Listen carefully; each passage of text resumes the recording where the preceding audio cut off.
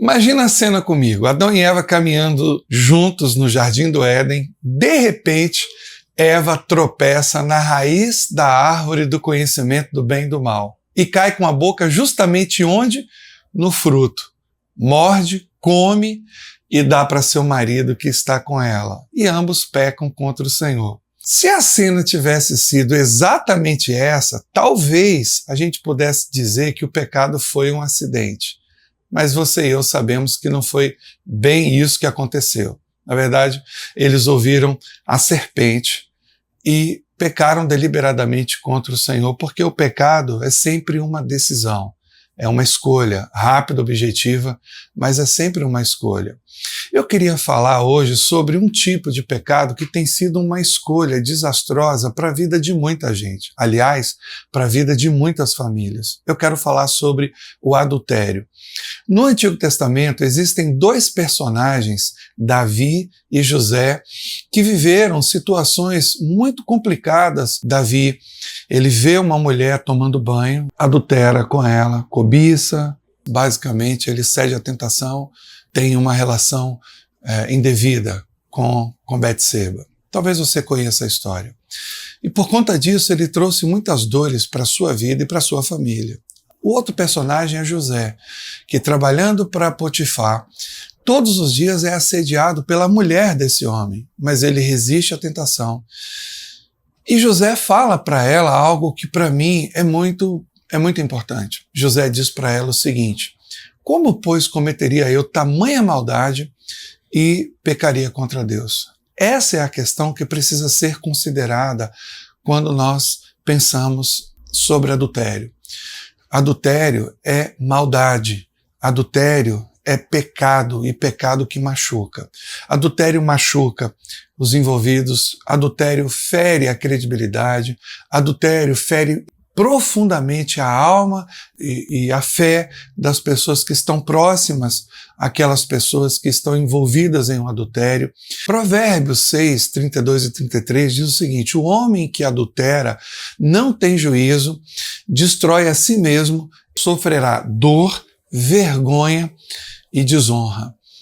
E é interessante a gente pensar que o casamento é uma unidade familiar. Então, quem adultera não machuca somente a si, mas machuca principalmente o outro. Eu queria pontuar com você ainda sobre o adultério virtual, que antes a gente chamava de pornografia, mas hoje é muito conhecido como adultério virtual. Jesus disse em sua palavra que o homem que olhar para uma mulher com intenção impura no seu coração já adulterou.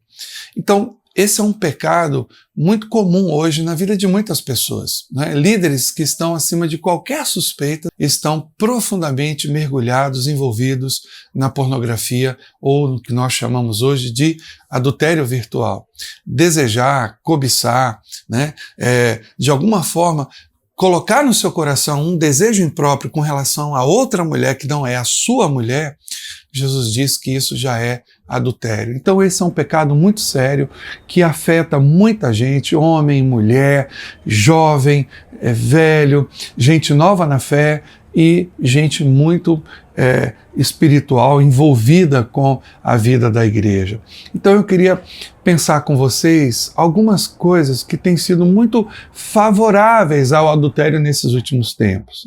E a primeira delas é o envolvimento emocional. Se você tiver o hábito de abrir o seu coração para colega do trabalho, pessoas próximas a você, pode ser uma amiga, pode ser um amigo do trabalho, pode ser uma outra mulher, um vizinho, uma vizinha, ou seja, alguém do sexo oposto, mas alguém fora do seu casamento. Se você tiver o hábito de ficar abrindo o seu coração, falando dos seus problemas conjugais, das suas mágoas, das suas frustrações, certamente você terá um envolvimento emocional com aquela pessoa que terminará provavelmente numa relação indevida, numa relação sexual indevida.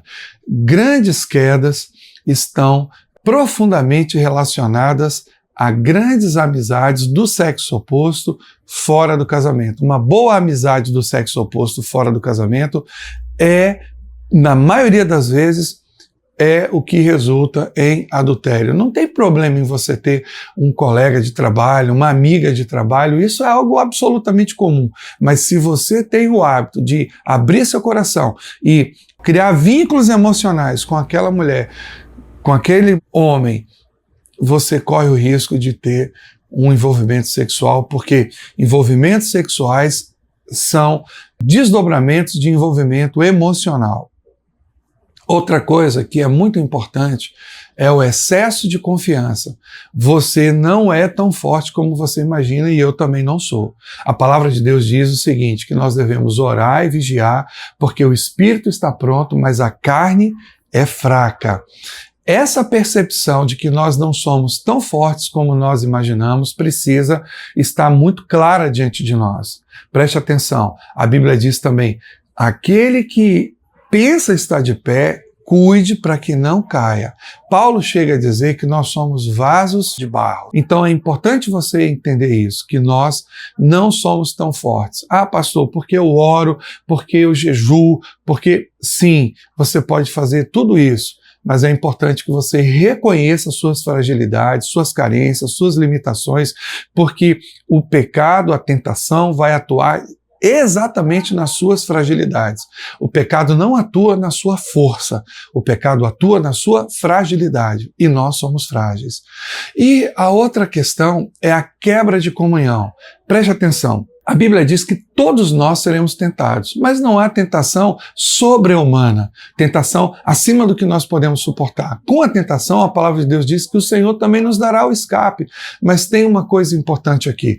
Todo mundo é tentado, mas aqueles que não entenderam como funciona esse processo caem em tentação. A gente é tentado, você é tentado, eu sou tentado, todos nós somos tentados. Mas é possível resistir à tentação. Primeiro porque nós não estamos mais debaixo da força da lei, da condenação da lei, do poder da lei. Nós estamos debaixo da graça, e a graça é um plus, a graça é um poder, a graça é um presente de Deus, é uma força, né, do Senhor para que a gente possa vencer o pecado. A graça não é uma concessão onde Deus olha para o lado e vê você pecando e não faz nada.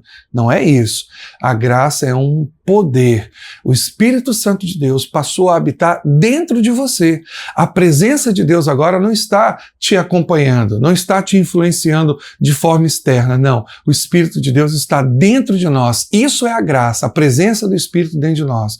E a quebra de comunhão é um fator importante para o adultério, para cair no pecado, para se envolver no laço do adultério. Então, todo mundo é tentado, mas preste muita atenção no que eu vou te falar agora. O pecado, ele vai ter o espaço que você der na sua vida. Então, a distância que você estiver do Senhor vai ser o espaço que o pecado terá na sua vida. Por isso é importante que você entenda essa necessidade de seu relacionamento com Deus. Então, a distância que você estiver do Senhor é o espaço que o pecado vai ter na sua vida. E se você estiver firme no Senhor, se você estiver fundamentado na palavra, buscando a Deus, se submetendo aos princípios de precaução e de proteção que existem na palavra de Deus, você vai vencer a tentação e o adultério não vai ser uma realidade na sua vida. Muitos líderes, muitos pastores, muitos irmãos, gente séria que ama a Deus. Eu não estou falando de crente sem compromisso com Deus, eu estou falando de gente séria. Muita gente séria tem caído no laço do pecado por conta de transgredir princípios e orientações simples da palavra de Deus. Não são coisas complicadas, são coisas simples. Então, é importante a gente fundamentar a nossa visão nos personagens que venceram a tentação. Daniel venceu a tentação, José venceu a tentação, Ananias, Misael, Azarias, que você conhece como Sadraque, Mesaque e Abidnego, também venceram a tentação, e tantas outras pessoas que você conhece têm vencido e têm vivido uma vida santa, uma vida pura, e colocado então o Senhor como o seu escudo, como a sua rocha, como a sua fortaleza. Se você transigir com o pecado, se você vacilar com o pecado, se você abrir a guarda, você vai cair, você vai trazer dores e destruição para a sua vida. Então fique firme, observe as orientações da palavra de Deus, cuidado com os envolvimentos emocionais que podem terminar, certamente vão terminar em envolvimento sexual, cuidado com o excesso de confiança, você não é tão forte como você imagina, considere o verbo pecar, eu peco, tu pecas, nós pecamos também, considere isso e cuidado com a sua comunhão com o Senhor. Não perca a sua comunhão com Deus, porque ela é fundamental para te dar forças no dia mau. Deus abençoe a sua vida. Amo muito, amo você.